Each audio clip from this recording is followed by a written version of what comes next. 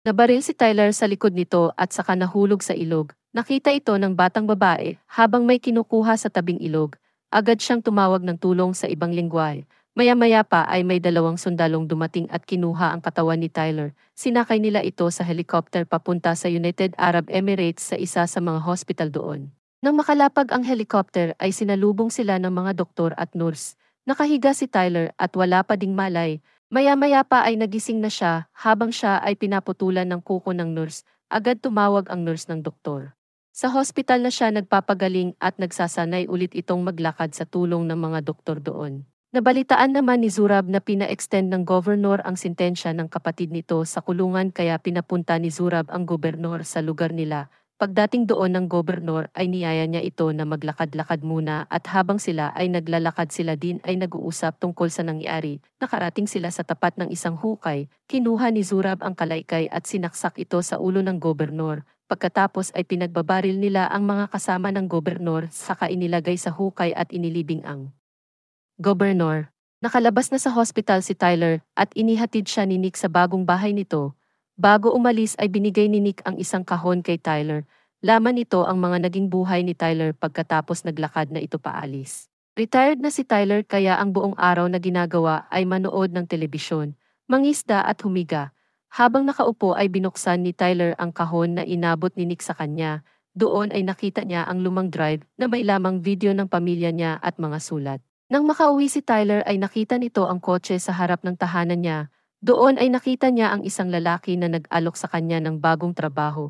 Hindi pumayag si Tyler at kumuha ito ng baril at binaril ang baso. Tumayo ang lalaki at sinabi sa kanya na paano kung konektado ang trabaho na inaalok niya sa ex-wife nito na si Mia. Pinapasok niya ang lalaki sa loob ng bahay niya at nag-usap. Doon ay sinabi niya na nasa panganib ang kapatid ni Mia. Nasa kulungan ito kasama ang asawa nito na si David at dalawang anak. Pagkatapos ipaliwanag ng lalaki ang nangyari sa buhay ni David, siya ay umalis na. Tinawagan ni Tyler si Nick para sabihin ito ang bagong trabaho na natanggap niya. Nagsimula na magpalakas ng katawan si Tyler sa pag-insayo nito habang nasa tagong lugar. Nagsimula ng gawin nila Nick at Tyler ang trabaho nila at sa tulong ng gwardiya doon ay nilagyan nito ng mga marka ang dadaanan nila. Pagdating doon ni Tyler ay binayaran niya ang gwardiya at pagkatapos ay sinundan ang mga marka na nilagay ng gwardiya sa pader. Naghihintay naman ang kapatid ni Mia sa kanya nang makarating siya doon ay ginising niya ang mga anak nito. Umalis na sila sa selda ng may nakakita sa kanila agad itong sumipol at narinig ito ng ibang nasa kulungan. Lahat sila ay nag-ingay habang umaalis sila Tyler kasama ang kapatid ni Mia at dalawang anak nito.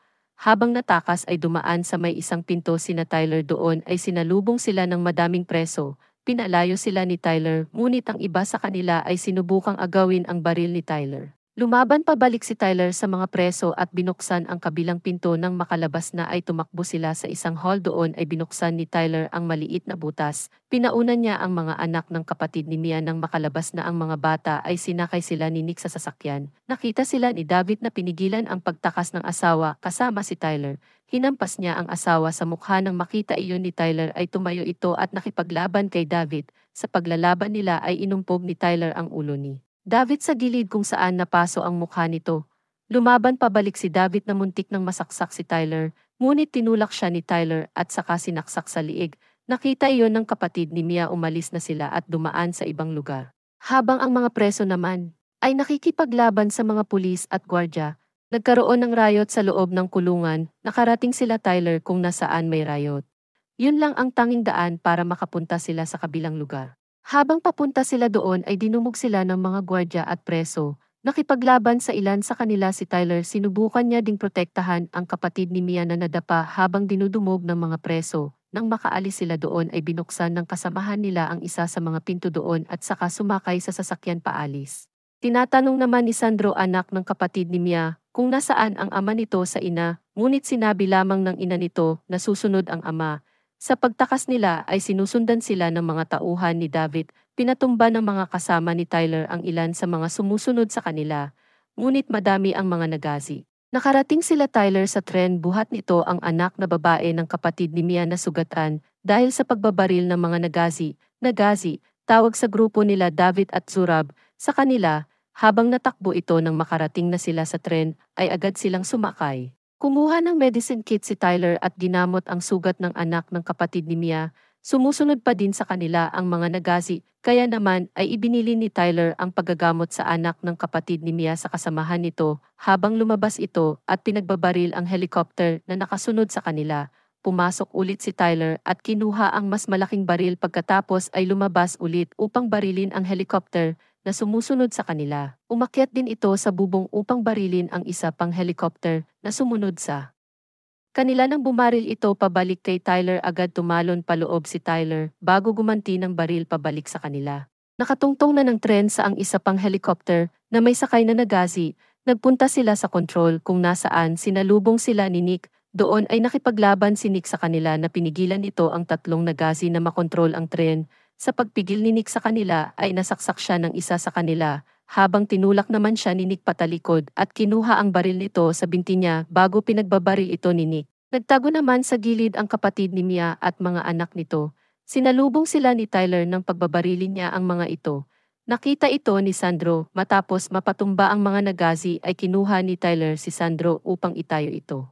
Pinuntuhan ni Tyler si Nick sa kontrol. Nakita niya na sugatan ito ng papahintuin na nila ang tren, ay nawalan ito ng brake, kaya sinabihan ni Tyler ang ibang kasamahan na humawa. Bumalik sila kung nasaan ang pamilya ng kapatid ni Mia. Tinali niya sa gilid si Sandro at saktong bumangga ang tren nila.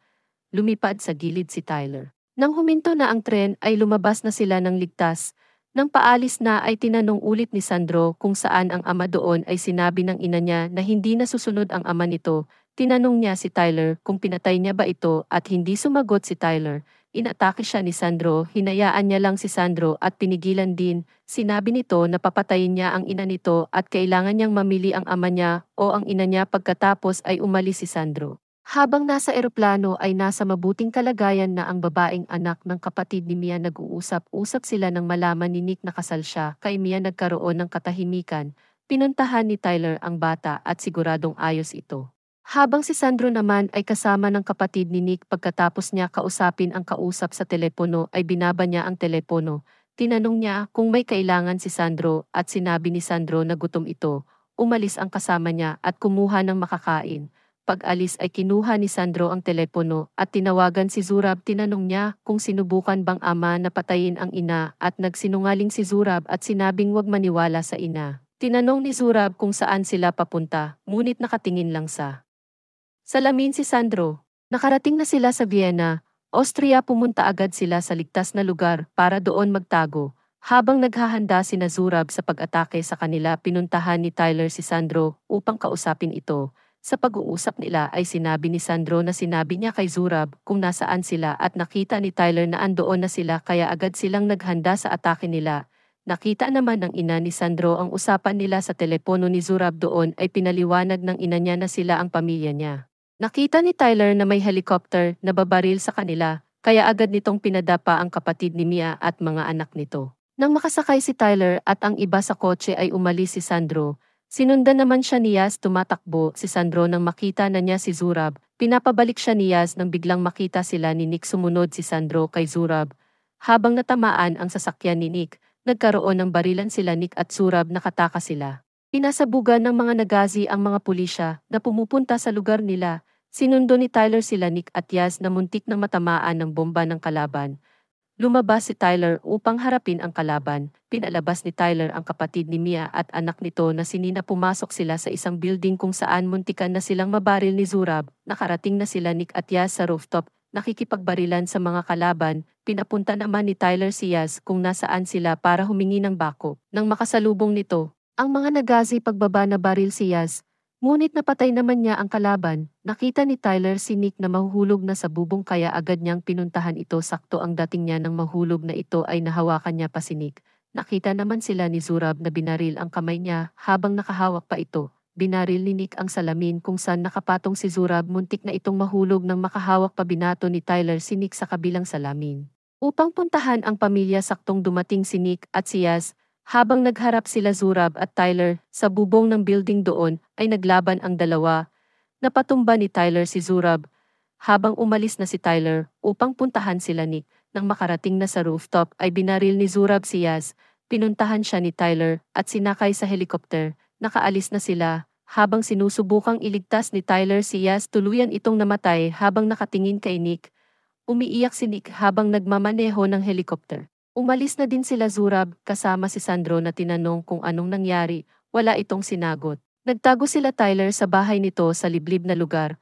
Pinuntahan ni Mia ang kapatid nito na si Keto nagyakapan ang dalawa ng magkita at pumasok sa loob. Tinawagan ni Zurab si Tyler upang magharap sila binigyan ni Zurab ng lokasyon si Tyler at naghanda agad si Tyler upang magpunta doon.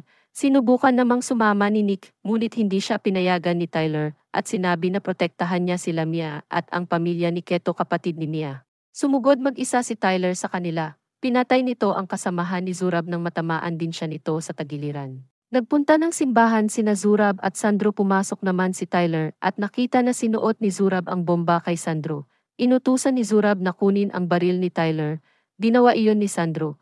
Sunod ay inutusan niya ito na itutok ang baril sa ulo ni Tyler. Tinutok naman ito ni Sandro.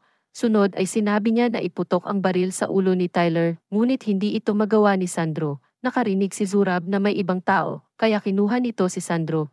Nakita nila na sinik ito. Binaba ni Nick ang baril. Kinagat ni Sandro ang kamay ni Zurab at tumakbo. Binaril naman ni Zurab si Nick habang binaril din siya ni Nick.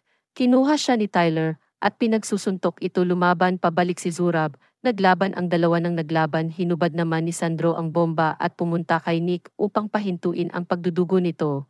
Nasa lapag sila Tyler at Zurab. Habang gumagapang si Zurab ay pinagsasaksak ito ni Tyler. Pinaharap niya si Zurab at sinaksak sa harap ng di na ito makalaban ay binaril ito ni Tyler sa ulo. Pumunta si Tyler kila Sandro at Nick. Dumating naman ang mga pulis sa lugar. Nasa kulungan sila Nick at Tyler. Si Nick doon ay nagpapahinga at ligtas. Binisita naman si Tyler ni Mia nag-usap ang dalawa tungkol kila Keto at sa anak nila na namatay. Nagpaalam na si Mia pagtapos nila mag-usap. Dinala ng mga bantay si Tyler sa lalaking nag-offer ng trabaho sa kanya at sinabing ilalabas sila sa kulungan kung magtatrabaho sila sa kanya. Dumating din sa lugar si Nick pagkatapos mag-usap ng dalawa ay umalis ang lalaki. Dito na nagtatapos ang pelikulang recap movie. Mag-subscribe para sa higit pang mga iba't ibang videos mapapanood ninyo. Paki-on ang mga notification at mag-iwan ng like para matulungan ang channel. Maraming salamat sa panunood. God bless everyone.